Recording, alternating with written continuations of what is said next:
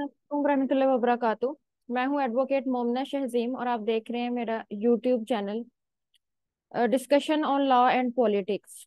आज का जो मेरा टॉपिक ऑफ डिस्कशन है स्पेशली हमारे लॉ गेट के स्टूडेंट्स के बारे में है। उनकी एक अहम एक डिफिकल्टी एक मुश्किल है, तो उसको मैं सॉल्व करना चाह रही हूँ। और मैं वो तरीकाकार बताऊंगी कि जिस तरह से मैंने तैयारी की थी कि हम किस तरह से जो है वो दो तरह के हमारे सब्जेक्ट्स हैं जो कि थ्योरी बेस्ड हैं।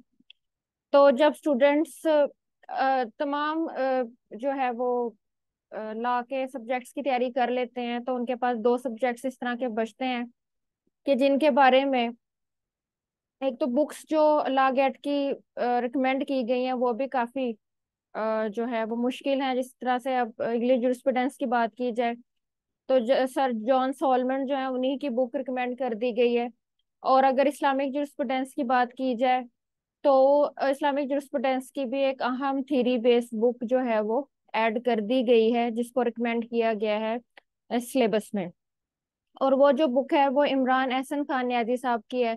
ये वाली बुक है वो जो कि बच्चों को रिकमेंड की गई है कि आप जो लॉ गेट की तैयारी है वो इधर से करें।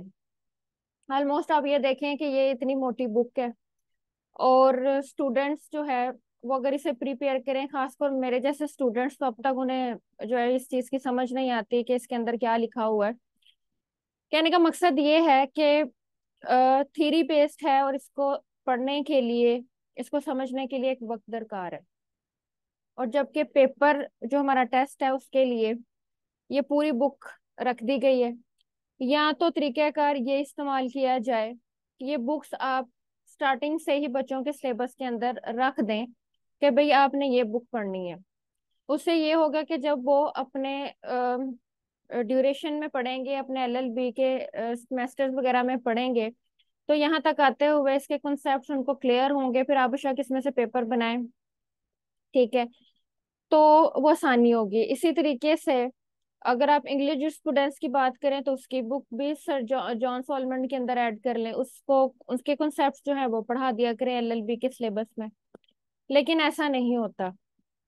वो जो हम अपनी बुक्स पढ़ते हैं जो एलएलबी के सिलेबस के अंदर वो बिल्कुल डिफरेंट होती हैं। और जबकि एक टेस्ट के लिए ये वाली बुक्स रख दी गई हैं, जो कि बड़ी ट्रबल की बात है स्टूडेंट्स के लिए। अच्छा जी, अब एक तो चीज ये हो गई कि ये बड़ा हमारे लिए एक सिचुएशन जो है वो डिफिकल्ट आ जाती है कि हम इसको किस तरह से देखें। लेकिन मैं आपको इसका सोल्यूशन बताऊंगी। अब हमारे यहाँ कुछ स्टूडेंट्स जो हैं वो इस तरह के हैं कि वो बाकी सब्जेक्ट्स की तैयारी कर लेते हैं तो वो इसको छोड़ देते हैं, इंग्लिश स्टूडेंट्स को भी छोड़ देते हैं, इस्लामिक स्टूडेंट्स की भी छोड़ देते हैं कि कम मार्क्स हैं इनके, तो चलो एंड पे देखेंगे, हो गया तो ठीक है, ना प्रिपेयर कर सके तो बाकी सब्जेक्ट्स तो हैं वो किए होंगे, पासिंग मार्क्स आ जाएंगे। तो बात ये है कि कोशिश किया करें कि कोई भी चीज ना छोड़ें। पहला चीज जो है वो साथ ये रखें कि ये देखिए कि कोई भी चीज ना छोड़ें। हफ्ते में जब आप बाकी सब्जेक्ट्स को टाइम दे रहे हैं तो एक दिन इनको भी दे लें। इसके कुछ टॉपिक्स जो हैं वो अपने रजिस्टर पर, कॉपी पर राइट डाउन कर लें कि भाई हमने ये फलां टॉपिक्स जो है ना ये तो पढ़ने ही पढ़ने हैं। अब जिस तरह से हम अगर अपने इस्लामिक जुरिस्प्रूडेंस की बात करें तो जो मैंने अपना, मैं आपको लोगों का एक्सपीरियंस बता रही हूँ। ठीक है, उसके उसको जो मैंने बांटा था। ठीक है, सबसे पहले जो हमारा टॉपिक आता है वो है the sources of Islamic law. अब हमारे जो स्टूडेंट्स हैं वो अक्सर बच्चों से बाकी एफबी पे भी हम देखते हैं कि जब आप पीडीएफ शेयर कर दें, इस्लामिक जुरिस्प्रूडेंस के पीडीएफ शेयर कर दें। एक्चुअली बात ये होती है कि आपके पास अपनी बुक्स भी मौजूद होती हैं, लेकिन आप वही वाली बात होती है कि बच्चा बगल में और डंडोरा शहर में। तो आपके पास एमसीक्यूज की भी अगर बुक पड़ी हुई है, ठीक है, उसके अंदर भी इस्लामिक जुरिस्प्रूडेंस का कॉन्सेप्ट जो है उसके बारे में एमसीक्यूज बनाए हैं। तो उन एमसीक्यूज को देखते हुए आप ये समझ सकते हैं कि भाई एमसीक्यूज जो हैं ये कौन से टॉपिक्स में से बनाए हैं। जैसे अब सबसे पहले स्टार्टिंग, आपको भी पता है कोई एमसीक्यूज की बुक हो कोई भी, वो स्टार्टिंग होती है सोर्सेज ऑफ इस्लामिक लॉ से। उसके अंदर कौन से टॉपिक्स जो हैं वो उसके अंदर कवर किए जा रहे होते हैं। उसके अंदर इस्लामिक लॉ के जो सोर्सेज है वो हमें पता है, तो कुरान है, सुन्ना है, इजमा है, क्यास है और इज्तिहाद है। ठीक है, उसमें से चार चार पांच पांच एमसीक्यूज बनाए होते हैं, वो हमें क्लियर हो जाता है कि भाई हमने सबसे पहले इस्लामिक जुरिस्प्रूडेंस में इस पार्ट को कवर करना है। ठीक है, अगर आप ये पार्ट कवर कर देते हैं तो 100 में 75% चांसेस होते हैं कि इसमें से आपको क्वेश्चन पूछ लिया जाएगा। उसके बाद कुछ हद तक हद, ताजीर और क्या किसास और दियत से रिलेटेड कॉन्सेप्ट्स आ जाते हैं। अब वो क्या है, वो हमारा इस्लामिक जुरिस्प्रूडेंस का ही एक हिस्सा है, और उसको हम कहते हैं इस्लामिक क्रिमिनल लॉ। यानी कि जब हम क्रिमिनल लॉ दूसरा पढ़ रहे हैं तो इस्लाम का भी तो अपना कोई कॉन्सेप्ट है उसके बारे में। तो आप उसमें से मोटी मोटी चीजें देख लें, ताजीर किसे कहते हैं, हद किसे कहते हैं, ठीक है, फिर किसास का क्या कॉन्सेप्ट है और दियत का क्या कॉन्सेप्ट है। तो ये भी हमारा इस्लामिक जुरिस्प्रूडेंस में कंप्लीट हो जाता है। उसके बाद आ जाता है इस्लामिक फैमिली लॉ से रिलेटेड कुछ चीजें। अब ये वो पार्ट है जो कि हमारा नेक्स्ट भी हमारे लॉ में चलता आना है। ठीक है, इसके बारे में फिर फैमिली लॉस जो है वो हमने आगे पढ़ने होते हैं। आपने जुडिशरी के एग्जाम्स की तैयारी करनी है तो उसके अंदर आपने इसको फैमिली लॉ से रिलेटेड जो है वो पढ़ना होता है। तो उसके अंदर मैरिज का कॉन्सेप्ट आ जाता है, डाइवोर्स का कॉन्सेप्ट आ जाता है, डोवर का, डोबरी का, फिर सेपरेशन आ जाती है, उसका कॉन्सेप्ट आ जाता है, फिर सेपरेशन ऑफ म्यूचुअल एग्रीमेंट, तलाक की काइंड्स कुछ आ जाती हैं, वो मोटी मोटी आप देख लें उसके अंदर कि भाई इसके अंदर क्या कॉन्सेप्ट है।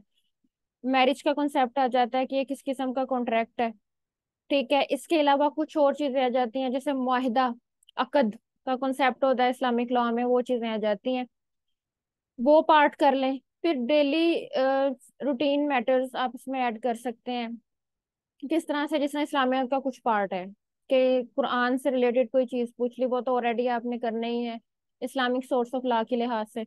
नमाज के बारे में पूछ लिया, रोजे के बारे में, जो अरकान इस्लाम आ जाते हैं, ठीक है, उसके बारे में कुछ क्वेश्चन जो हैं वो इस्लामिक जुरिस्प्रूडेंस में पूछे जा सकते हैं। तो ये वो चीजें हैं जिस तरह से आप इसको कैटेगराइज करके इसको अच्छे तरीके से प्रिपेयर कर सकते हैं, और इसको छोड़ने की जरूरत नहीं है। तो अगर किताब ऐड कर भी दी गई है इसके सिलेबस के अंदर, तो उसमें किसी तरह के घबराने की जरूरत नहीं है।